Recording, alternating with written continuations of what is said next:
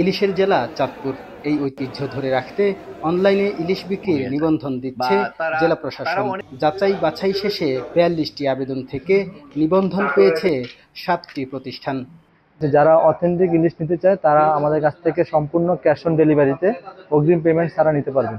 ক্রেতার কাছে ওনার হাতে মাছ পৌঁছে দিয়ে তারপরে পুরো টাকা আনবো। আমরা চেষ্টা করব আমাদের জায়গা থেকে আমরা একদম লোকাল ইলিশটা দেওয়ার জন্য এবং সব ধরনের ফ্রেশ মাছ দেওয়ার। প্রশাসনের আশা চটকদার অনলাইন বিজ্ঞাপন দিয়ে চাঁদপুরের রূপালী ইলিশ বিক্রির প্রতারণা বন্ধ হবে। প্রতারণা ঠেকাতে কঠোর নজরদারি করবে প্রশাসন। এরই মধ্যে অনলাইন প্রতারণা কমে এসেছে বলে দাবি করছে পুলিশ। অনেকে আবার আগেই ফোন করে যে এরকম আমার কাছে আমার এইভাবে প্রলোভন দেখাচ্ছে, তখন আমরা বলি যে আসলে প্রকৃতপক্ষে ইলিশের দাম এরকম।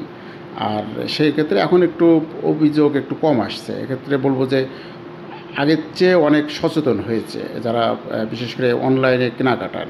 গেল জুন মাসে অনলাইনে ইলিশ বিক্রি করতে আগ্রহী ব্যবসায়ীদের কাছ থেকে আবেদন আহ্বান করা হয়। ৪২টির পর নতুন করে আবেদন করেছেন আরও ৩২ জন উদ্যোক্তা।